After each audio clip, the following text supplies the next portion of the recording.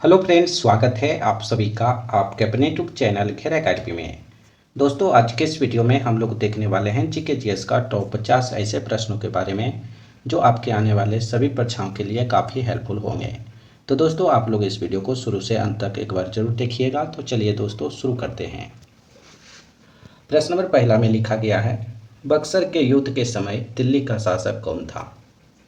आप लोग को बताना है दोस्तों, बक्सर के युद्ध 1764 ईस्वी में हुआ था। उस समय दिल्ली का शासक कौन था। बक्सर के युद्ध के समय दिल्ली का शासक शाह आलम द्वितीय थे। यानी कि प्रश्न नंबर पहला का right answer option number D होगा। दोस्तों, अगर आप लोग किसी भी प्रश्न का राइट आंसर जानते होंगे तो कमेंट बॉक्स में बताइएगा। टीपू सुल्तान अंग्रेजों के साथ युद्ध में कब मारे गए थे। आप लोग को बताना है टीपू सुल्तान अंग्रेजों के साथ युद्ध में कब मारे गए थे। टीपू सुल्तान अंग्रेजों के साथ युद्ध में 1799 ईस्वी को मारे गए थे। यानी कि प्रश्न नंबर 2 का right answer option number B होगा। अगला प्रश्न देखिए, प्रश्न नंबर 3 में लिखा गया है, किसके शासनकाल में ब्लैक होल दुर्घटना घटित हुई थी। आप लोग को बताना है किसके शासनकाल में ब्लैक होल दुर्घटना घटित हुई थी। सिराजुद्दौला के शासनकाल में ब्लैक होल दुर्घटना घटित हुई थी। प्रश्न नंबर 3 का right answer option number C होगा। सिखों के अंतिम गुरु कौन थे। काफी बार एग्जाम में पूछा गया प्रश्न है, आप लोग ध्यान दीजिए। सिखों के अंतिम गुरु गुरु गोविंद सिंह जी थे। प्रश्न नंबर 4 का right answer option number B होगा। डीडी कुल किसका नाम है। आप लोग को बताना है डीडी कुल किसका नाम है। डीडी कुल तमिलनाडु में एक नगर है, उसी का नाम डीडी कुल रखा गया है। प्रश्न नंबर 5 का right answer option number B होगा। दोस्तों, वीडियो पसंद आए तो एक लाइक जरूर कीजिएगा। प्रश्न नंबर 6 में लिखा गया है, बंगाल के किस गवर्नर के समय में सरकारी खजाना मुर्शिदाबाद से कलकत्ता स्थानांतरित किया गया था। काफ़ी इंपॉर्टेंट प्रश्न है, आप लोग ध्यान दीजिए। बंगाल के किस गवर्नर के समय में सरकारी खजाना मुर्शिदाबाद से कलकत्ता स्थानांतरित किया गया था, आप लोग को बताना है। वॉरेन हेस्टिंग के समय में सरकारी खजाना को मुर्शिदाबाद से कलकत्ता स्थानांतरित किया गया था। प्रश्न नंबर 6 का right answer option number D होगा। प्रश्न नंबर 7 में लिखा गया है, किस अधिनियम के तहत वॉरेन हेस्टिंग को बंगाल के प्रथम गवर्नर जनरल बनाए गए। काफ़ी इंपॉर्टेंट प्रश्न है, आप लोग ध्यान दीजिए। किस अधिनियम के तहत वॉरेन हेस्टिंग को बंगाल के प्रथम गवर्नर जनरल बनाए गए थे, तो आप लोग याद रखिएगा 1773 का रेगुलेटिंग एक्ट के द्वारा वॉरेन हेस्टिंग को बंगाल का प्रथम गवर्नर जनरल बनाया गया था। प्रश्न नंबर 7 का right answer option number A होगा। अगला प्रश्न देखिए, किसके समय में कलकत्ता में प्रथम न्यायालय की स्थापना की गई थी। आप लोग को बताना है किसके शासनकाल में कलकत्ता में पहला न्यायालय की स्थापना की गई थी। वॉरेन हेस्टिंग के समय में कलकत्ता में पहला न्यायालय की स्थापना की गई थी। प्रश्न नंबर 8 का right answer option number D होगा। भारत में डाक व्यवस्था शुरू करने वाला ब्रिटिश गवर्नर जनरल कौन थे। आप लोग को बताना है भारत में डाक व्यवस्था शुरू करने वाला ब्रिटिश गवर्नर जनरल कौन थे। भारत में डाक व्यवस्था शुरू करने वाला British governor general lord Dalhousie ji थे। यानी कि प्रश्न नंबर 9 का right answer option number A होगा। सभी प्रश्न काफ़ी इंपॉर्टेंट है, आप लोग वीडियो के अंत तक बने रहिए। प्रश्न नंबर 10 में लिखा गया है, किस सिख गुरु ने गुरु नानक की जीवनी लिखी थी। गुरु अर्जुन देव ने गुरु नानक की जीवनी लिखी थी। प्रश्न नंबर 10 का right answer option number D होगा। किस सिख गुरु ने फारसी में जाफरनामा लिखा था। आप लोग को बताना है वह कौन से सिख गुरु थे जिन्होंने फारसी में जाफरनामा लिखे थे। तो आप लोग याद रखिएगा, गुरु गोविंद सिंह जी ने फारसी में जाफरनामा लिखे थे। प्रश्न नंबर 11 का right answer option number C होगा। प्रश्न नंबर 12 में लिखा गया है, भारत में राष्ट्रीय जल मार्गों की संख्या कितनी है। काफी इंपॉर्टेंट प्रश्न है, आप लोग ध्यान दीजिए। भारत में राष्ट्रीय जल मार्गों की संख्या 111 है। यानी कि भारत में राष्ट्रीय जलमार्गों की संख्या 111 है। प्रश्न नंबर 12 का right answer option number B होगा। भारत में बड़े बंदरगाहों की संख्या कितनी है? आप लोग को बताना है भारत में बड़े बंदरगाहों की संख्या कितनी है। भारत में बड़े बंदरगाहों की संख्या 13 है, यानी कि भारत में 13 बड़े बंदरगाह हैं। प्रश्न नंबर 13 का right answer option number C होगा। रासायनिक उत्पादों के आयात निर्यात हेतु भारत का प्रथम रासायनिक बंदरगाह कहाँ स्थापित किया जा रहा है? आप लोग को बताना है रासायनिक उत्पादों के आयात निर्यात हेतु भारत का पहला रासायनिक बंदरगाह कहाँ पर स्थापित किया जा रहा है। आप लोग को बताना है रासायनिक उत्पादों के आयात निर्यात हेतु भारत का प्रथम यानी कि पहला रासायनिक बंदरगाह दहेज में स्थापित किया जा रहा है। प्रश्न नंबर 14 का right answer option number C होगा। एनोर बंदरगाह का विकास किस बंदरगाह पर बढ़ते दबाव को कम करने के लिए किया गया है? आप लोग को बताना है एनोर बंदरगाह का विकास किस बंदरगाह पर बढ़ते दबाव को कम करने के लिए विकास किया गया है। तो आप लोग याद रखिएगा चेन्नई बंदरगाह का दबाव कम करने के लिए एनोर बंदरगाह का विकास किया गया है। प्रश्न नंबर 15 का right answer option number C होगा। जवाहरलाल नेहरू बंदरगाह कहाँ पर स्थित है?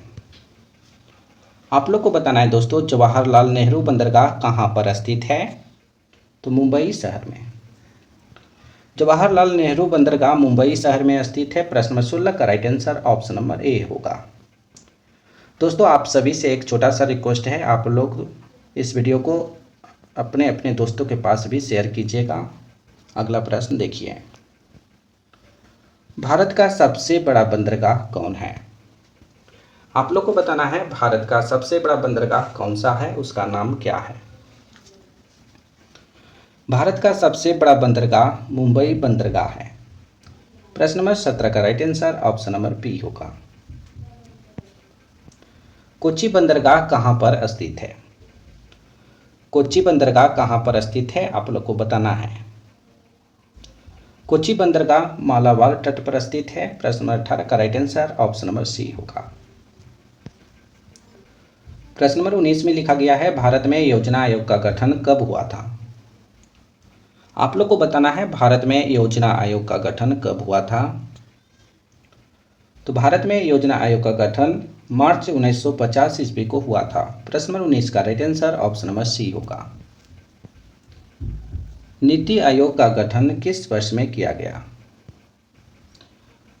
नीति आयोग का गठन किस वर्ष में किया गया था? तो आप लोग याद रखिएगा 2015 को। नीति आयोग का गठन 2015 ईस्वी में किया गया था। प्रश्न नंबर 20 का right answer option number D होगा। योजना आयोग के स्थान पर नया नीति आयोग जनवरी 2015 से अस्तित्व में आया है। नीति आयोग का पदेन अध्यक्ष किसे बनाया गया था? आप लोग को बताना है योजना आयोग के स्थान पर नया नीति आयोग जनवरी 2015 से अस्तित्व में आया था। नीति आयोग का पदेन अध्यक्ष किसे बनाया गया था? तो आप लोग याद रखिएगा प्रधानमंत्री जी को। योजना आयोग के स्थान पर नया नीति आयोग जनवरी 2015 से अस्तित्व में आया था। नीति आयोग का पदेन अध्यक्ष प्रधानमंत्री जी को बनाया गया था। प्रश्न नंबर 21 का right answer option number A होगा। थोड़ा सा टफ प्रश्न है, आप लोग याद रखिएगा। निम्न में से किसे नवगठित नीति आयोग का प्रथम उपाध्यक्ष बनाया गया? आप लोग को बताना है नवगठित नीति आयोग का प्रथम उपाध्यक्ष किसे बनाया गया था। तो आप लोग याद रखिएगा अरविंद पनगड़िया जी को।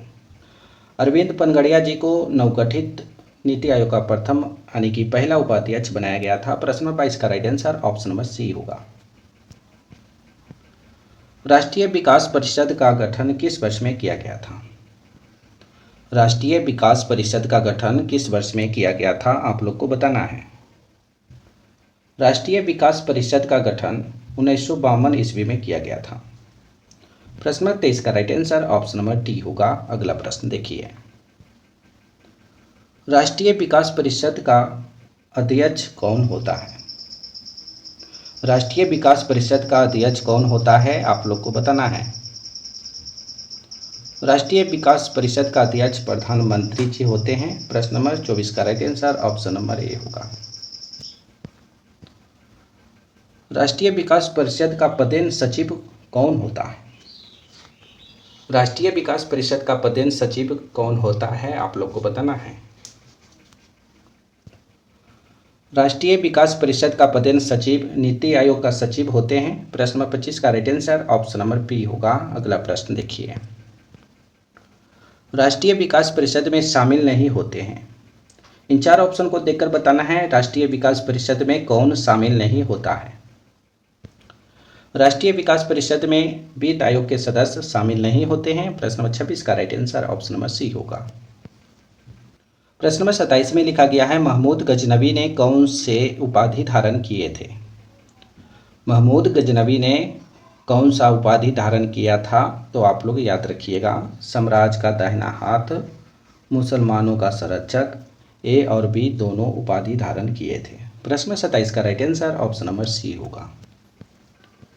महमूद गजनवी ने भारत के प्रथम आक्रमण किस राज्य के विरुद्ध किया था? आप लोग को बताना है महमूद गजनवी ने भारत में जो पहला आक्रमण किए थे वह किस राज्य के विरोध किए थे?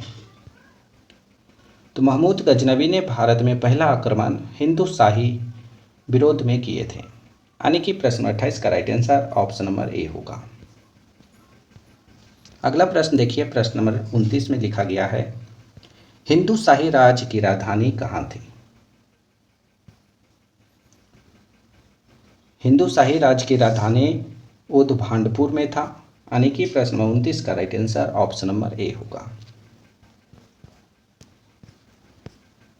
महमूद गजनवी का भारत में अंतिम आक्रमण किसके विरोध हुआ?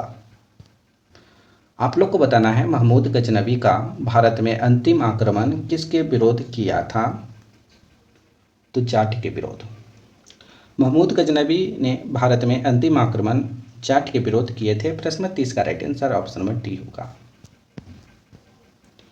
हिंदू शाही राज्य का कौन सा शासक तुर्की से बार बार पराजित होने के कारण ग्लानिवश आत्मदाह कर लिया था? हिंदू शाही राज्य का कौन सा शासक तुर्की से बार बार पराजित होने के कारण ग्लानिवश आत्मदाह कर लिया था? तो जयपाल जी ने हिंदू शाही राज्य का वह शासक थे जो तुर्की से बार बार पराजित होने के कारण ग्लानिवश आत्मदाह कर लिए थे। प्रश्न 31 का right answer option number A होगा। महमूद गजनी किस वंश का था? महमूद गजनी किस वंश का था? तो आप लोग याद रखिएगा, यामनी वंश का। महमूद गजनवी जो थे वो यामनी वंश के थे। प्रश्न 32 का right answer option number A होगा। प्रश्न नंबर 33 में लिखा गया है, महमूद गजनवी के साथ भारत आने वाले इतिहासकारों में कौन शामिल नहीं था? महमूद गजनवी के साथ भारत आने वाले इतिहासकारों में कौन शामिल नहीं था? आप लोग को बताना है। महमूद गजनवी के साथ भारत आने वाले इतिहासकारों में से शाहनामा के लेखक फिरदौसी शामिल नहीं थे। प्रश्न नंबर 33 का right answer option number A होगा। महमूद गजनवी के आक्रमण के परिणाम स्वरूप कौन सा शहर फारसी संस्कृति का केंद्र बन गया था? आप लोग को बताना है महमूद गजनवी के आक्रमण के परिणाम स्वरूप कौन सा शहर फारसी संस्कृति का केंद्र बन गया था? तो लाहौर। महमूद गजनवी के आक्रमण के परिणाम स्वरूप लाहौर शहर फारसी संस्कृति का केंद्र बना था। प्रश्न 34 का right answer option number A होगा।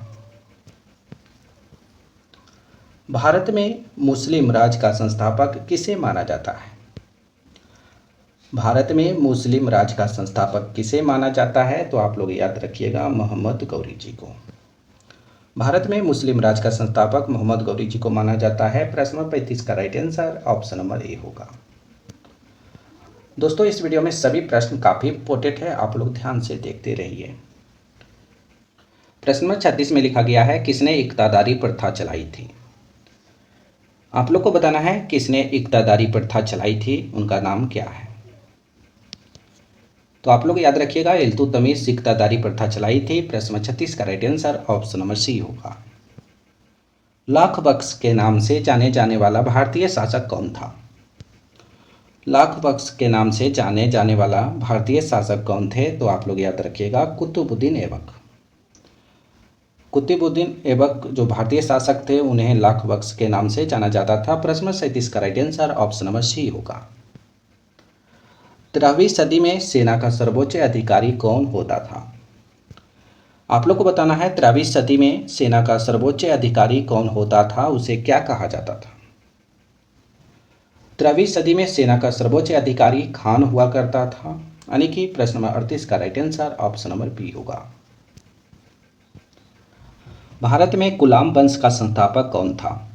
काफी बार एग्जाम में पूछा गया प्रश्न है, आप लोग ध्यान दीजिए। भारत में गुलाम वंश का संस्थापक कुतुबुद्दीन ऐबक को कहा जाता है। प्रश्न 39 का right answer option number A होगा। कुतुब मीनार के कार्य को किसने पूरा किया था? कुतुब मीनार के कार्य को पूरा करने का श्रेय किसे दिया जाता है? तो आप लोग याद रखिएगा इल्तुतमिश जी को। कुतुब मीनार के कार्य पूरा करने का श्रेय इल्तुतमिश जी को दिया जाता है। प्रश्न 40 का right answer option number C होगा। प्रश्न नंबर 41 में लिखा गया है चालुक्य वंश का सर्वाधिक प्रसिद्ध शासक कौन था? चालुक्य वंश का सबसे अधिक प्रसिद्ध शासक पुलकेशिन द्वितीय थे, यानी कि प्रश्न नंबर 41 का सही उत्तर ऑप्शन नंबर डी होगा। निम्नलिखित में से कौन सा शहर चोल राजाओं की राजधानी था? आप लोग को इन चार ऑप्शन को देखकर बताना है इनमें से कौन सा शहर चोल राजाओं की राजधानी था। चोल राजाओं की राजधानी तंजौर था, यानी कि प्रश्न नंबर 42 का right answer option number B होगा। तंजौर शहर चोल राजाओं की राजधानी था।